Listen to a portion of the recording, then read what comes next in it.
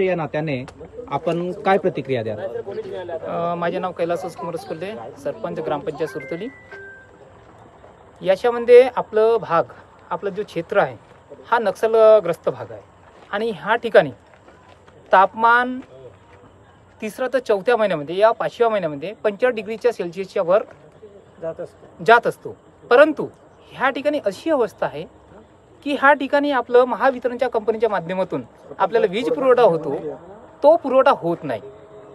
ह्यामध्ये अशी समस्या आहे, आपल्या गावातील शेतकरी, आपल्या गावातील सर्वसामान्य माणसं यांची हालबेल।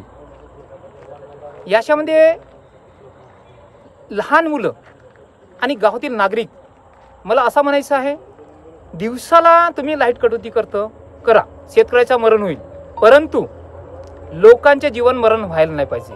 कारण रात्रीला फक्त म्हणजे रात्रीला व्यवस्थित त्या शेतकऱ्याला झोपी व्हायला पाहिजे, हे सर्वांचं मान्य आहे। बरोबर। कारण आपण शेतकऱ्याला मारा, त्याची शेती मारा, परंतु त्या माणसाला नको मारा, ही माझी अपेक्षा आहे। आज किसानों ने मशाल हाथ में लेते हुए मोर्चा निकाला है, इसके बारे में आप क्या कहना चाहेंगे? आज कैसा है, ये अपने जिला परिषद क्षेत्र की ओर से आज यहाँ पे मुल्ला केवी पे हम लोगों ने किसानों के साथ में यहाँ मोर्चा लिए हैं। ये किसानों का मोर्चा है, ये किसी पक्ष का मोर्चा नहीं है, ये पूरे यहाँ के जो किसान हैं, यहाँ 10 गांव के किसान हैं, उनका मोर्चा है। हमारी मांग ये है कि यहाँ कृषि प्रधान देश है अपना जो महाराष्ट्र है, ये पूरा किसानों के भरोसे चलता है। एक तरफ सरकार बोलती है कि किसान ही सब कुछ है, किसान ही अन्नदाता है, और दूसरी तरफ यहाँ अपने किसानों को जो खेती के लिए बिजली लग रही है वो कम से कम 10-10 घंटे 12-12 घंटे यहाँ कटौती चल रही है। तो हमारी ये मांग है कि अभी किसानों के खेत में अभी अनाज है, अभी धान है, अभी अगर उसको बिजली नहीं मिलेगी तो वो किसान खाएगा क्या? वो तो किसान जगह में मर जाएगा और आत्महत्या करने के सिवा हमारे पास कोई चारा नहीं रहेगा। इसलिए हमारी मांग ये है सरकार से और पूरे प्रशासन से कि हमको 24 घंटे यहाँ बिजली मिलना चाहिए। वो इसलिए क्योंकि यहाँ से ये जिला परिषद छोड़ के आजू बाजू के जो जिला परिषद है वहाँ 24 घंटे बिजली मिल रही है। अभी हमारे लोहारा के बाद में जो सावली गांव है वहाँ 24 घंटे बिजली है, जबकि वहाँ भी लोगों ने धान लगाए हुए है खेत में, तो वहाँ तो बिजली का पुरवठा पूरा हो रहा है ना, लेकिन यहाँ क्यों नहीं हो रहा है? यहाँ हमारे 2 गांव के बाद में हमारे स्थानीय आमदार है संजय भाई पुराम, वो आमदार बनने के पहले तो किसान है, तो मेरी तो उनसे मांग है संजय भाई पुराम से कि उन्होंने कम से कम किसानों के हित में ये लाइट की जो व्यवस्था है वो पूरी लाइट की व्यवस्था हमको करके देना चाहिए, ताकि ये किसान जग सके और अपने बीवी बच्चों को पाल सके। और सरकार एक तरफ बोलती कि हम किसानों को सारी चीजें मुहैया कराएंगे, बिजली देंगे, पानी देंगे, ये देंगे, यहाँ बिजली नहीं दे पा रहे हैं आप, तो फिर कर क्या रहे हैं?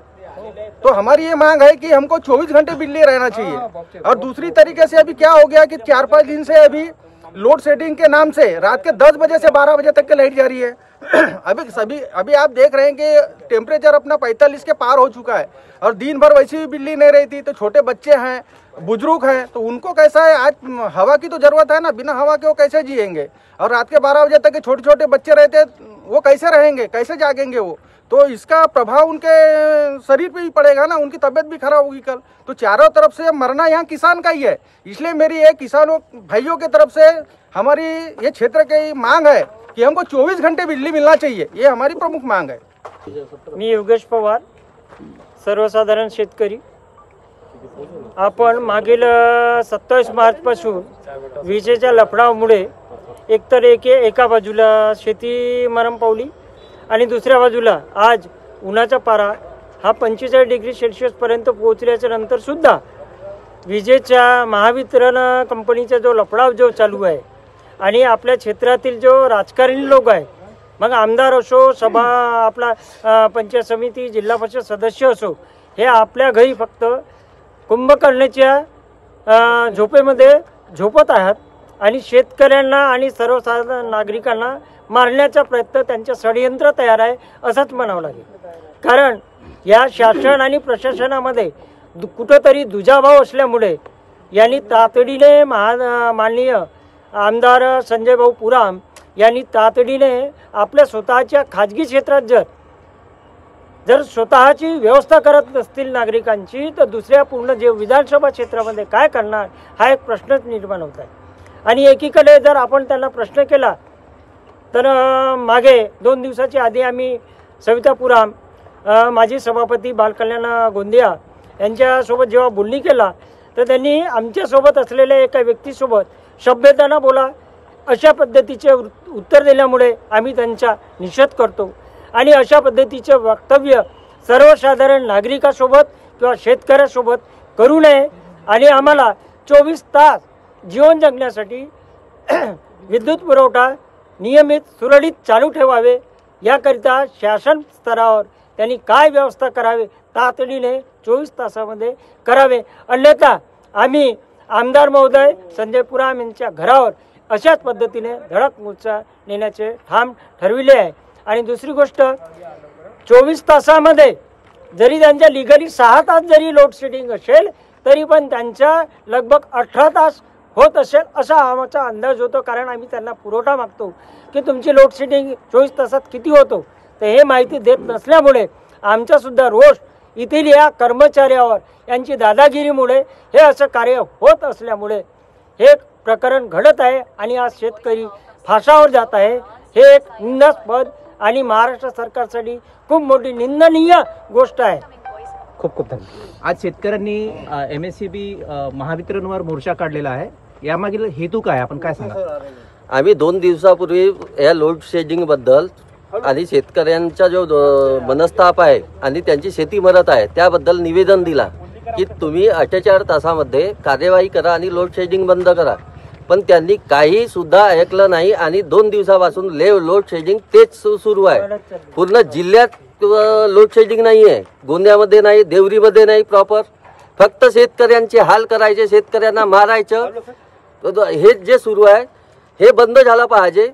म्हणून आम्ही सरकारचा निषेध करण्यासाठी आणि MSCBचा निषेध करण्यासाठी हा मोर्चा काढलेला आहे। या मागणीवर स्थानिक आमदारांनी काही सूचना किंवा कुठल्या पद्धतीची मदत केली आहे का? आम्ही मागणी केली असता ते बोलण्यास काही तयार नाहीत आणि आमदारांचा निषेध याच्यासाठी की त्यांच्या घरी इन्व्हर्टर आहे, प्रत्येक घरी लावून द्यावा त्यांनी,